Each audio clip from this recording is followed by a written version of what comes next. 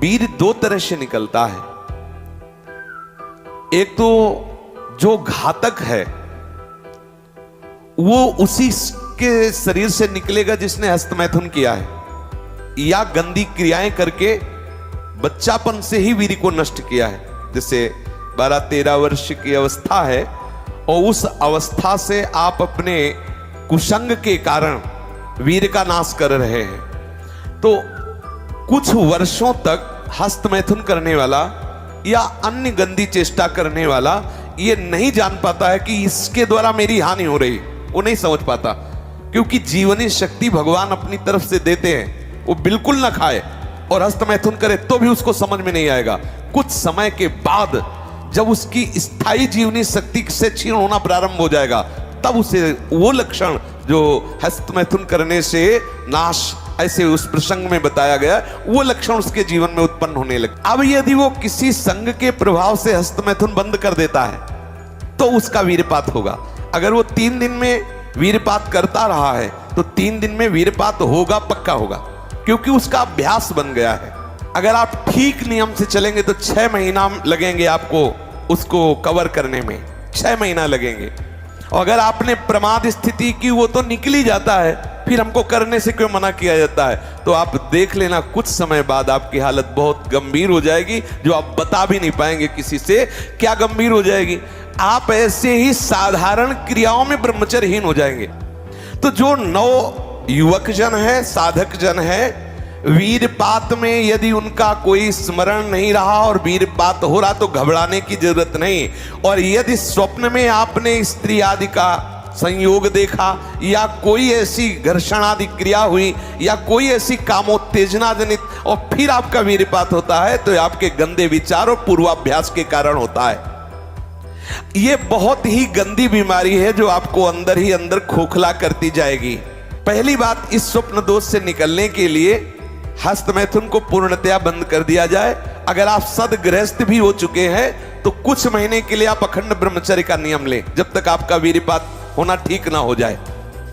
आप वो हानिकारक जो कामोत्तेजना बढ़ाने वाले भोजन है उनको छोड़िए, जैसे अत्यधिक नमक, बहुत कड़वी लाल मिर्च, और जैसे बहुत ही वो मीट मसाला आदि जो बहुत ही कड़वा तीखा, ऐसा गरम मसाला, और बिल्कुल गर्मा गर्म भोजन, ये आपके स्वप्न दोष के ठीक होने की बात है।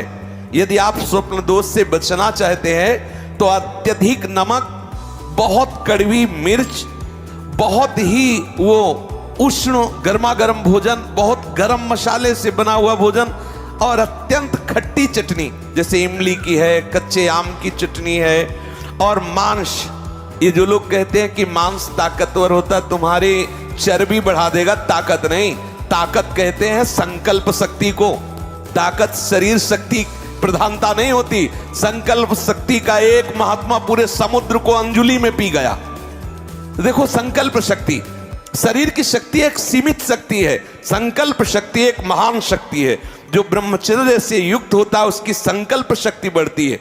भले आप मांस खा के मोटी चर्बी और आप व्यायाम करके दिखा सकते हैं कि देखो मैं ब्रह्मचर्य क्षीण करता हूं लेकिन बलवान हूं, लेकिन आप आत्मशक्तिहीन है।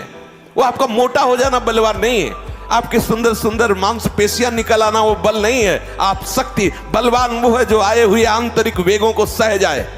आए हुए आंतरिक वेग को जो सह गया वही बलवान है। ये जो मछली, अंडा, मांस खाते हैं ये कभी इस रोग से मुक्त नहीं हो पाएंगे। और जो लोग कहते हैं मैं तो खाता हूं, मेरे अंदर नहीं, विश्वास मत मानना, पक्का झूठा है वो। जो शराब पीता है वो अपने वीर को पवित्र नहीं रख पाएगा। चाहे गृहस्थ हो, चाहे व्यापारी हो, चाहे किसी भी तरह की स्थिति में हो, सावधान हो जाओ, ये शराब आपके जीवन को नष्ट कर देगी।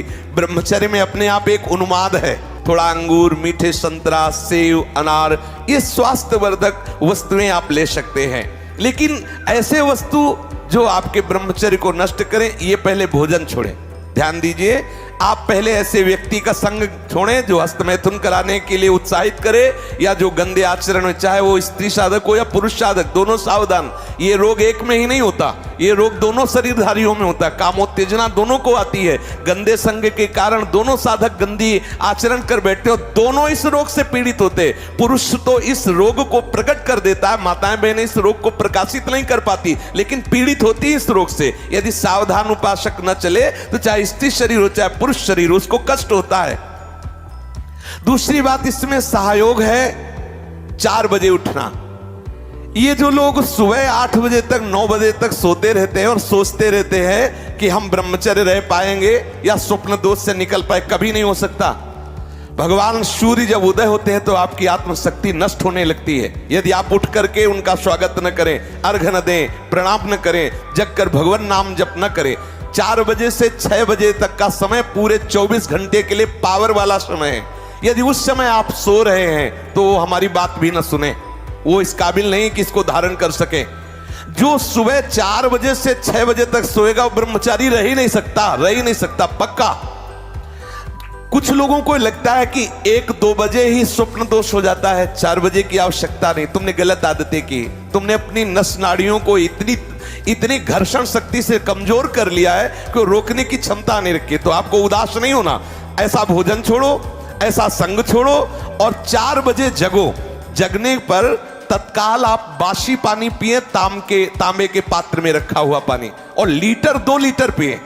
ऐसा ना करें कि आप 1 गिलास में छोटा कस की पीजिए। अगर उल्टी हो जाती तो और अच्छा है, आप पी के तो देखिए, वज्रासन में बैठकर जल पीजिए, फिर थोड़ा टहलिए, सोच जाइए। आप गृहस्थ हो, विरक्त हो, कोई भी हो, अगर आप शुद्ध ब्रह्मचर्य रहना चाहते, स्वप्न दोष से निपटना चाहते, तत्काल व्यायाम कीजिए 30 मिनट कम से कम। दंड है, बैठक है, और भी आसन है योगियों ने बताए हैं। और फिर 20 मिनट कम से कम प्राणायाम कीजिए, कपालभाति, अनुलोम विलोम आदि जो भी आप सीख पाए। और इसके बाद 30 मिनट तक कोई खान पान ना कीजिए। प्राणायाम व्यायाम के 30 मिनट तक ना आप चाय पीजिए ना पानी। चाय तो बड़े बूढ़ों की बात है, आपका शरीर रोगी हो तो चाय की जरूरत क्या है। ब्रह्मचारी अपने आप में इतना चाय होता है कि उसे जरूरत ही नहीं दूसरे किसी गर्म पदार्थ पाने की।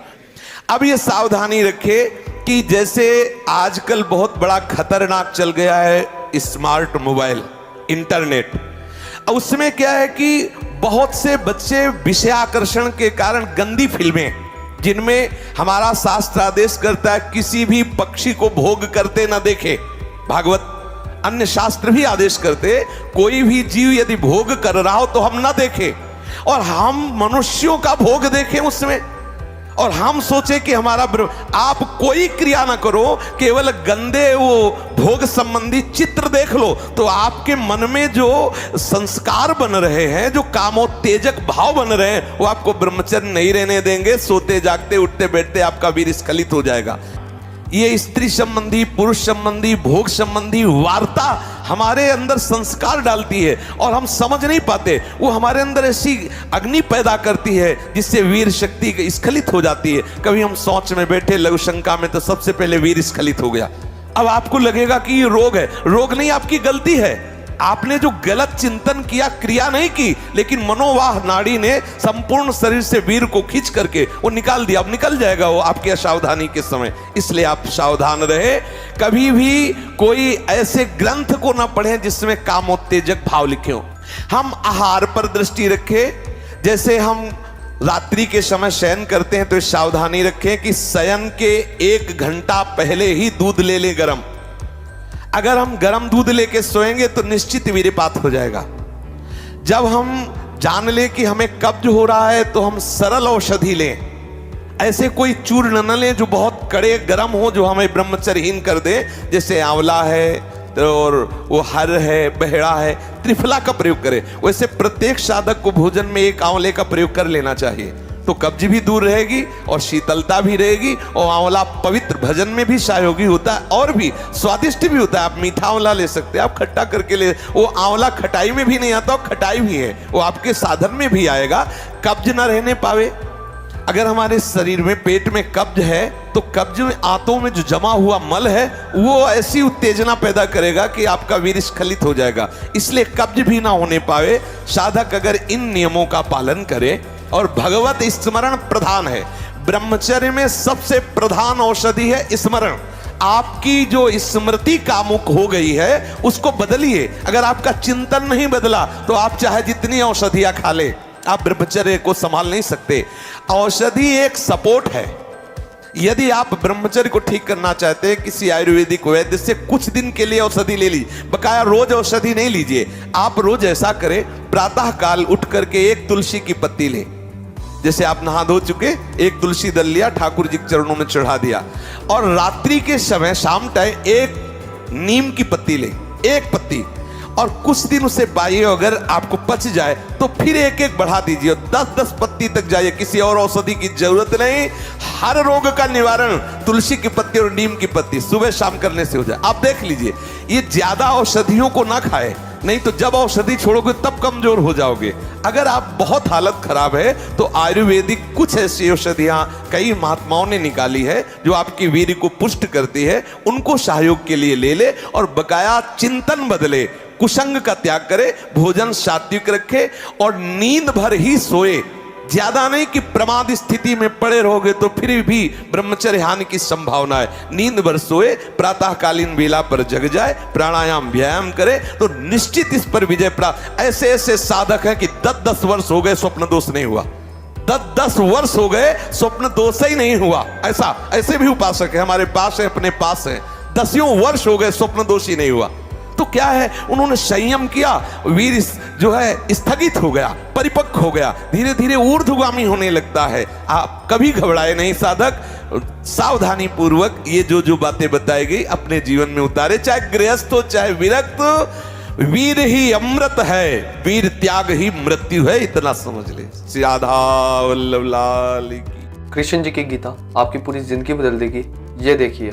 और ये मैं आपको एक्सपीरियंस करके बता रही हूँ कि शुरुआत में मेरे भी बहुत क्वेश्चंस होते थे, स्पेशली जब मैंने मोटिवेशनल सेशंस शुरू किए थे तो मैं दूसरे तरह की मोटिवेशनल किताबें हैं वो भी पढ़ती थी। और उससे पहले क्योंकि मैंने कुछ शास्त्र पढ़ लिए थे तो मुझे ऐसा लगता था कि जो किताबें मैं यहाँ पढ़ रही हूँ ये सब कुछ तो लिखा है और सिंप्लीफाइड वर्जन में लिखा है या और डेप्थ में लिखा है। तो उस दिन मुझे पता चला कि खजाना तो आपके ही पास है, आप बाहर ढूंढ रहे हैं, लेकिन पूरा खजाना आपके पास पड़ा है। तो पहले अपने शास्त्रों को पढ़िए, फिर डेफिनेटली आप बाकी चीजें पढ़िए और आपको समझ आएगा कि जो आप पढ़ रहे हैं वो पहले ही आपके शास्त्रों में बता दिया गया है। गीता जी में भी यही बताया गया है कि लाइफ कैसे जीना है, माइंडसेट कैसा होना चाहिए। तो एक्चुअली शास्त्र आपको जीवन जीना सिखाते हैं। और ये भगवत गीता जिसने मेरे जीवन को सफल बनाया, ये वही भगवत गीता है जिसके कारण आज मैं बहुत सफल हुआ। तो उनको पता था कि ये गीता वीता पढ़ता रहता है लड़का हमारा, तो मुझे बोलते थे तो जिंदगी में कुछ नहीं करता लेकिन एक अच्छा काम करता है तो गीता जरूर पढ़ता।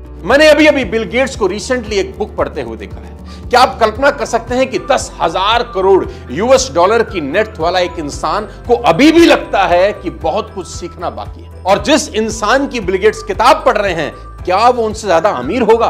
तो जवाब है नहीं। अपने से कम पैसे वाले लोगों से भी आप कुछ ना कुछ जिंदगी में सीख सकते हैं। मेरे फादर ने बोला आप क्या? मैंने कहा S क्लास लेंगे पापा। बोले यार तू मिडिल क्लास से S क्लास पे पहुंच रहा है। मैंने कहा देखो काम कर रहा है कि नहीं कर रहा है जुगाड़। बोला हाँ काम तो करता है यार, है सही, जुगाड़ बहुत सही है। कौन सी किताब? मैंने कहा ये 200 रुपये किताब थी मात्र, जिंदगी पूरी बदल दी इसने हमारी। लगभग 18 बरस पहले जब मैंने मेरे जीवन में एक किताब पढ़ी, उसने मेरा पूरा जीवन बदल दिया था। ये मेरी लाइफ का टर्निंग पॉइंट था ये बुक। इस दुनिया में जितने लोग अमीर और कामयाब बने हैं उन्होंने किताबें पढ़ी है। इन सभी ने आपको बुक्स पढ़ने की वैल्यू